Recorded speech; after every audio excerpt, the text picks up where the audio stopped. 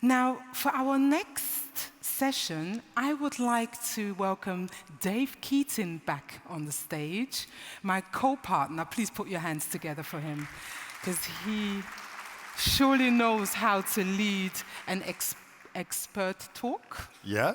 Solution talk.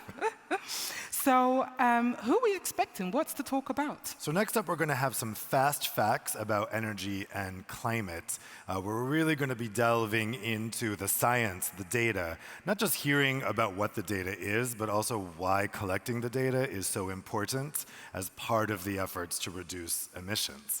So first, we're going to hear about Sustainable Development Goal 7. So I'd like to welcome here to the stage Roberta Boscolo, who is Climate and Energy Lead at the World Meteorological Organization, and Heather Adair Rohani, who is Acting Unit Head for Air Quality, Energy and Health at the World Health Organization.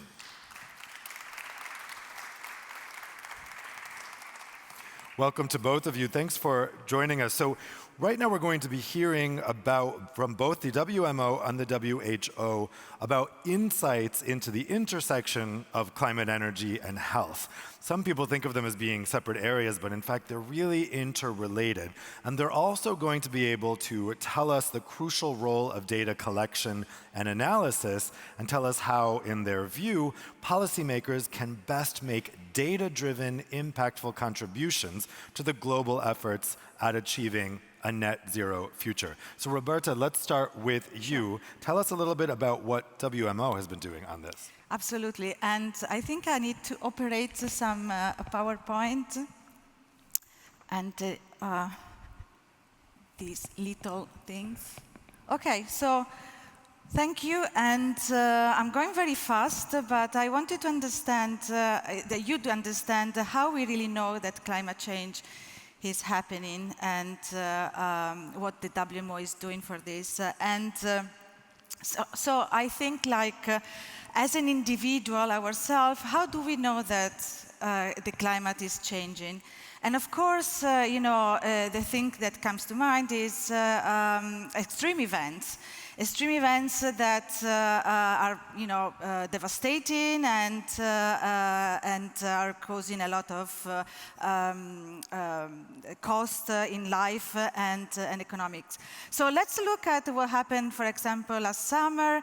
We had heat waves, a lot of heat waves in Europe, especially in Spain, in Italy, and also in North Africa, but also in China and US. We had storms like this one, the storm Daniel, that devastated and flooded Libya, the north of Libya, and causing catastrophic and a lot of loss of lives. Before going to Libya, this storm also went to Greece and inundated the streets of Greece. We had extreme and very dramatic wildfire in Canada, something that never happened before. Something like 17 million of hectares were just destroyed, causing people to evacuate from their houses. And also, if you remember these dramatic photos of New York with the orange sky, because of the smoke, actually arrived down also to US.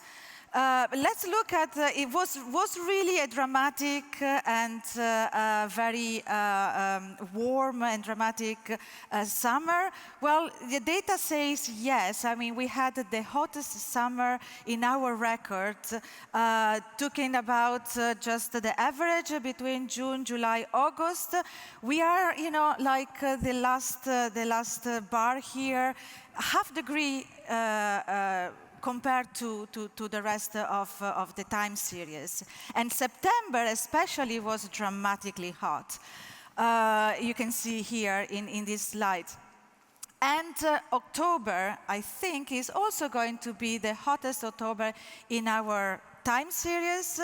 And 2023 now is probably, with a high chance, going to be the hottest here on record, and going to beyond the 2016, which was at the moment the hottest here on record.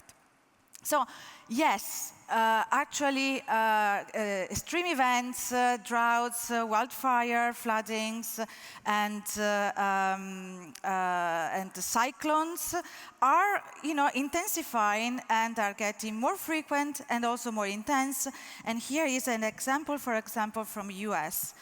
And so WMO collects all this data and are able to tell you what are actually the trends of what we call it climate indicators. WMO collects, and since the inception really of WMO, which is almost 150 years ago, we are collecting data globally with different technology covering the whole globe, and also in the ocean and from the space and from satellite. We did that because we needed the data to initialize our forecast model, weather forecast model, but now we have this time series, and then we can see in some variables that are related to climate what is actually happening. And of course, first of all, is that global temperature, global average temperature, which we see that it is increasing, and the last 8 years were the eight warmest here on record. 2023 is for sure going to be also in that top, most likely. This heat, is, and this is not just heat in the air, that's as the temperature, that the figure that we see before, but it is also the heat that is in the ocean. The ocean are getting warmer. It's because ocean are actually absorbing heat from the atmosphere, and they're becoming warmer and warmer. And because of is a water body, as all the body, the volume of everybody that increase their temperature, they expand. So it's also contributing to sea level rise as a body which is expanding, and the sea level rise is accelerating, has accelerated in the last 10 years. But not only the temperature is affecting the sea level rise, as I said, because the oceans are expanding, but the glaciers are melting. We have a time series of 30 years where the glaciers are losing mass every year more and more. And of course, we can see that with photos like this, and the glaciers in Switzerland, for example. These are few photos compared to 20 years ago and to now. I mean, we can see how this is dramatically in a retreat of glaciers and water that goes, of course, through the rivers to the ocean. And also we know that the poles, both Antarctic and Arctic, the sea ice are diminishing, the sea ice are retreating, and the volume are diminishing, and with even more dramatic in the North Pole than in the South Pole, but both of them now are decreasing their sea ice. So what is the cause of climate change? And it is another indicator that WMO collects, and we have a long time series of data. These three gases are the cause, of this increase of temperature. These are the concentrations in the atmosphere of carbon dioxide, methane, and nitrous oxide. As you can see, these are increasing and has been increasing since 1990s. And these greenhouse gases spread in this very thin layer of atmosphere that we have, and are making our planet imbalanced. And when I say imbalance, is that the rays of sun that arrives in the Earth, if they are not radiated out, and so the temperature it keeps stable. These greenhouse gases, what they do is they trap this heat, and this heat remains in our planet, which is well represented in this stage. And this heat is distributed, as I said, 91% in the oceans, is absorbed by the ocean, 5% in the land, 3% in the ice, which makes them melting, and the 1% is distributed, is kept, say, in the atmosphere. And this is what happened. The atmosphere is becoming also warmer, and just to let you know that it's 1 degree of heat, of temperature, more in the atmosphere makes that the atmosphere can keep more water vapor and more water, and so when it rains, it actually pours, like we see many examples of torrential rain in many cities and creating floodings. And so what is where are these greenhouse gases coming from? And this is really the link with energy, is by burning fossil fuel, but not only, but it is also the way that we build our economies. But energy especially is the sector that is the bigger emitter sector. And well, we already hear about this before with a presentation from Professor Skia. And so what is the future? We do know that there is, carbon dioxide especially is a gas which stays in the atmosphere longer, has a time of residence which is of thousands of years, compared to the methane and nitrous oxide that they decay after 10, 20 years. So carbon dioxide is, say, the most important, the most dangerous greenhouse gas. And we know that every ton of CO2 emitted, which goes in the atmosphere, the concentration will increase because it stays long time in the atmosphere, as I said, and this is making the temperature increases. As this is a very good relationship that the IPCC in their assessment report 6 define. And more tons of CO2 in the atmosphere, more degrees of temperatures, and of course more extreme events and dramatic and devastating climate events that we are witnessing now. So I just finish my last slide with this because, as we said before, this is the time that we need to act. Our generation will define, our action will define the world of the future. And we have this responsibility to leave a better planet to the next generation than the one that he inherited. So climate change is really a big challenge because not only it is global, climate don't see borders, but also is intergenerational. And our generation now, our action will define what will be the future. Thank you. Thanks, Roberta. Really interesting what you were saying about the Earth's energy budget. It's an interesting way to think about it. Now, if you have questions for Roberta, hold on to them. I'm going to take questions from the audience for the presenters just at the end of the session. But next, we're going to move from the WMO to the WHO. So, Heather, tell us a bit about some of the health effects and the data there that you've been observing. Great. Thank you. Thank you so much for inviting me.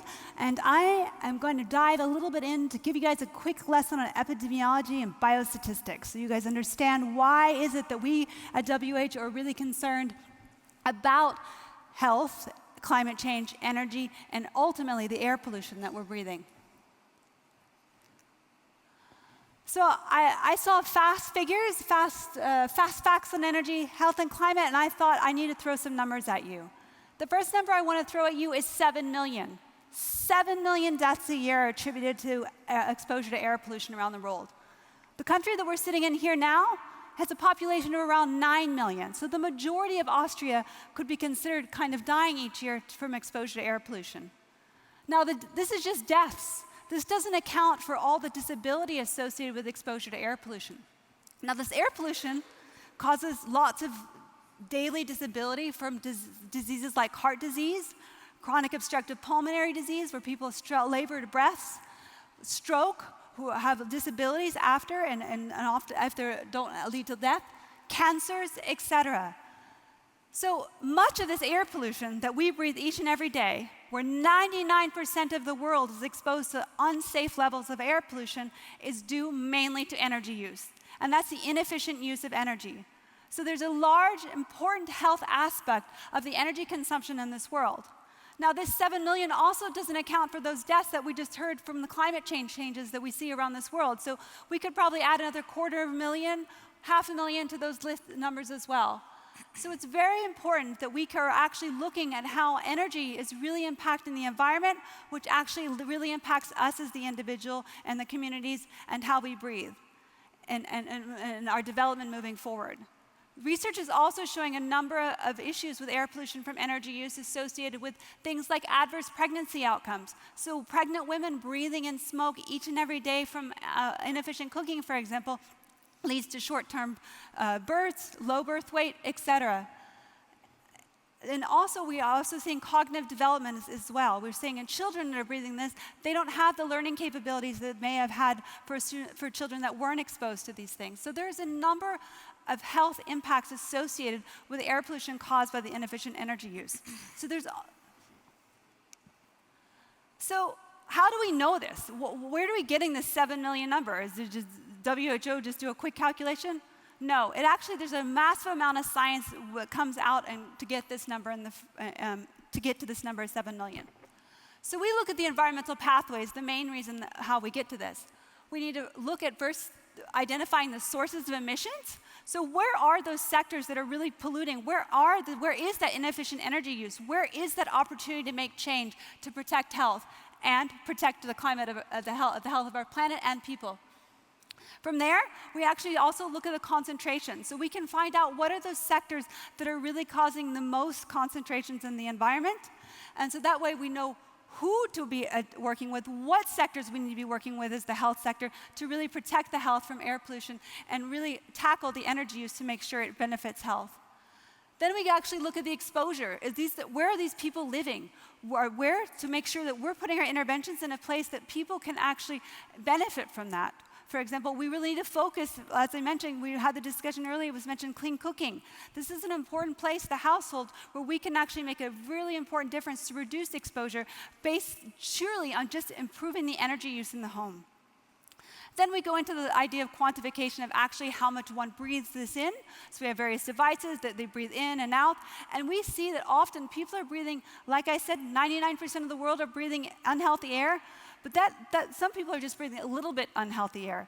But in some of these homes, and particularly in low and middle income countries, where we have inefficient transport, we have massive inefficient vehicles with diesel coming out, we have massive amounts of people not using inefficient cooking. They don't have access to clean cooking, heating systems, etc. Or communities, low income communities, are housed next to power plants and other industry which are highly polluting. This is where we really look at what that exposure is. And so we can concentrate on those populations that are most exposed. So we then understand how much they're breathing in by various metrics. And this actually helps us define what are these health effects. So we have a number of studies, epidemiological studies, where we sit and look at various populations exposed to where energy is not being used very well and efficiently, where there's high levels of air pollution, and compare it to those people that are not exposed to this. And that's how we understand what actually is the health impacts. And where we see this increased risk for diseases, as mentioned before, like non-communicable diseases, for example, stroke, heart disease, as well as things like cancers we have various cancers, tuberculosis, adverse pregnancy outcomes, diabetes, mental health. The health effects are extensive. So there's a huge opportunity by really cleaning up the energy use that we have, transitioning to clean renewable energy and sustainable renewable energy for really protecting the health of the people. So let's take a bit of a deeper dive. And this is something where WHO has, as a SDG 7 custodial agency, has really seen an important advantage of really communicating and working with other sectors, and particularly the energy sector, to protect health. And let's look at some of the figures. 2.3 billion, WHO produces an annual estimate every year of those people lacking access to clean cooking. And currently, from 2021, the estimate was 2.3 billion people lack access. And this led to 3.2 million deaths per year annually. And these are people, again, that have so many other challenges in life, and that they are having to face the health toll associated with exposure to high levels of household air pollution. So this speaks to the health community, and we can bring the health argument in there. Then you have another argument. $2.4 trillion is lost due to the impact of health, gender, and the global climate associated with the lack of clean cooking in the home. Women and children, this is another angle where we can really communicate with those working on gender to say, look, almost about 8% of all the deaths in women and children in low and middle income countries could be avoided if we really ensured clean cooking in the home. That's all deaths. That's not just deaths associated with air pollution exposure, this is all deaths. 8% is a big number. We have the climate folks. We have 25 to 50% of black carbon emissions are associated with inefficient energy use in the home from household fuel combustion. So again, an important opportunity to actually help mitigate the near-term climate effects that we're seeing each and every day at the moment with black carbon as a short-lived climate pollutant. Then we also have this idea of just welfare and this dignity, where we have people who are losing time. Typically, women and children are losing on average 2 to 8 hours per week due to fuel collection, laboring over inefficient stoves, and fuel preparation and cooking. So there's this huge opportunity that we actually have through a clean energy transition to improve the health and well-being of the people and the planet. And WHO really finds that numbers are really key and figures are important to really drive this discussion and make sure that the health is an important consideration and to push maybe the energy transition for a health argument, but also to push the health sector to be more engaged in the energy world. Thank you. Thanks so much, Heather. So some super interesting stuff in there as well. Let me check with the audience quick. Do any of you out in the audience have a question for either of our speakers? If you do, you can just make your way to these microphones here in the center aisle. Any questions? Yes, we've got one here. And then we have another one. Great. And then another one over there. Perfect. OK, go ahead. And if you could just say your name and where you're from as well. Hi, my name's Grace Young. I'm from Canada, and I'm here with Student Energy, a global youth energy organization. Thank you both so much for those really insightful presentations. And my question is for both of you. In a rapidly changing climate where year on year we're seeing tragic records being set, I'm sure it's incredibly challenging to keep up with the data and the reporting. So what kind of stakeholders would you both call on to ensure that reports like this and this data and these findings are reaching beyond these spaces and reaching the public so that this critical knowledge is being absorbed and heard before it changes even further in the next year?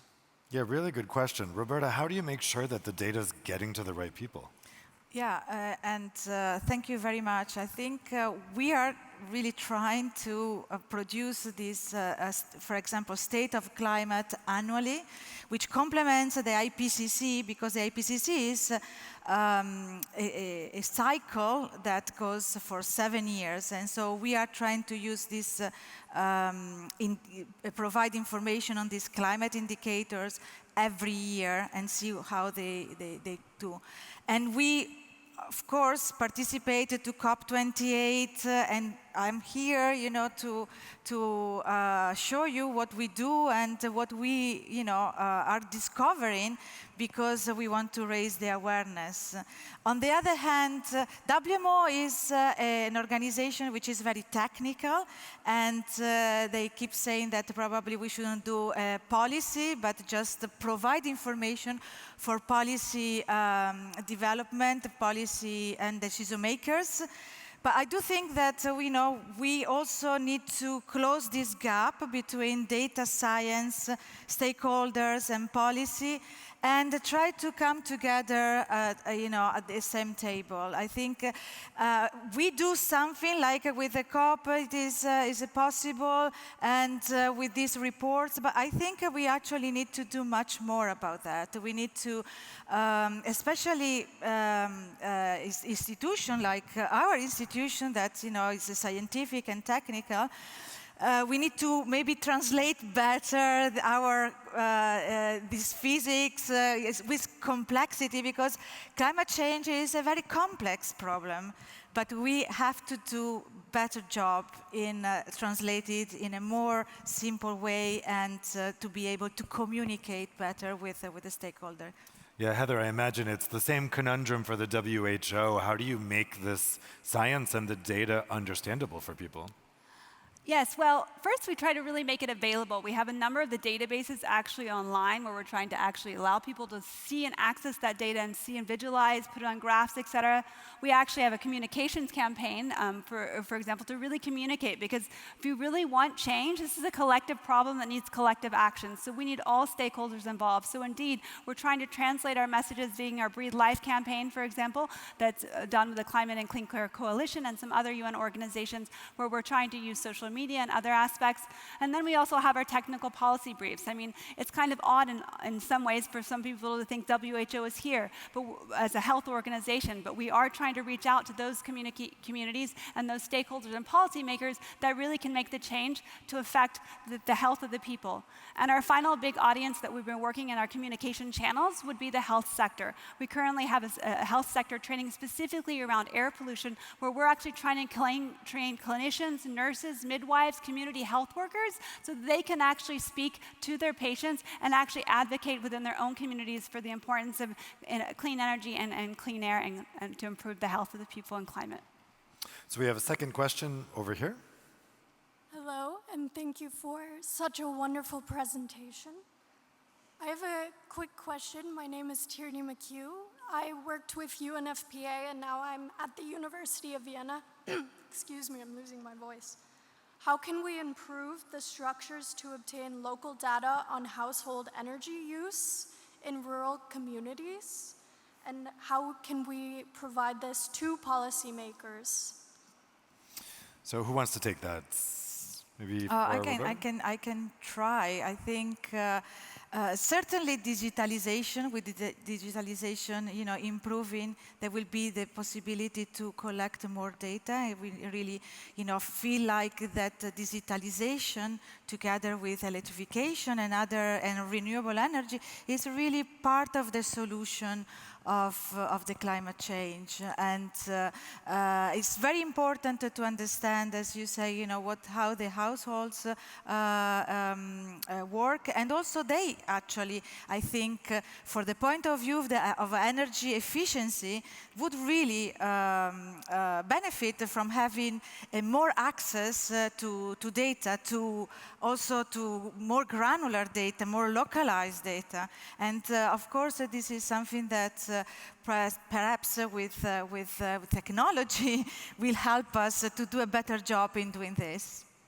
Heather? Yes, well, we have our databases, and for example, we've been working on a survey harmonization process. For example, we use national household surveys to gather data on household fuels and technologies. And we've been working with them for a number of years in the various agencies to enhance the data collection so that we get not only primary fuel and technology use, but as well as heating and lighting data, supplementary fuels and technology use, so we can better quantify those emissions and those exposures as well as those impact on climate. In addition, we also started working, as she mentioned, digitalization. We are working with the University of Liverpool to really try to enhance community health workers as acquisitions of data. The Ministry of Health Kenya is trying to integrate this into the actually community health worker program so that we can get more granular data at a community level for household energy use, and so that we can better quantify the health impacts. And this also, one other final aspect about this, it helps behavior change is a really critical part to ensure household energy transition to a clean fuels and technology. And so this actually allows us to gather more information about what are those behaviors or those social aspects that will help us drive and better reach the audience for them to understand. Is it affordability? Is it accessibility, et cetera, so that we can ensure that we can really make a more full transition that meets the needs of the people. Thank you both. Any more questions from the audience? So I have one last question for you guys before we wrap up, and that is just from all the data that we've just heard, what would you say is the key trend or development that you would think is most important for policymakers to be paying attention to right now? Roberta? Yeah, I think I'm not saying anything new because, but definitely I think renewable energy is very important, and we stress it in every single session. It is you know, the key element, and also the technology is there. We said so.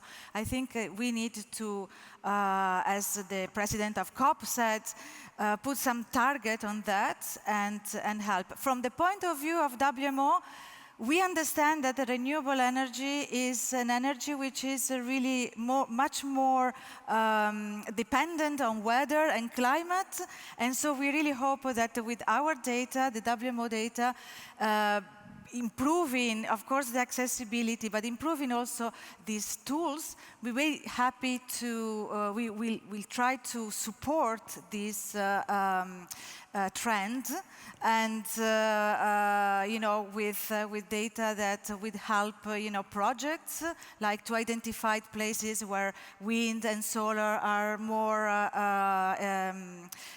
abundant, and also to try to make all these projects more resilient as well. Heather?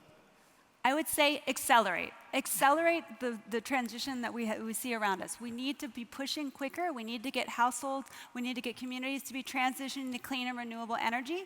And we also need to be connecting. We need to be connecting, having all various sectors playing an important role in this world in terms of getting to this clean energy transition for the health of the people and climate.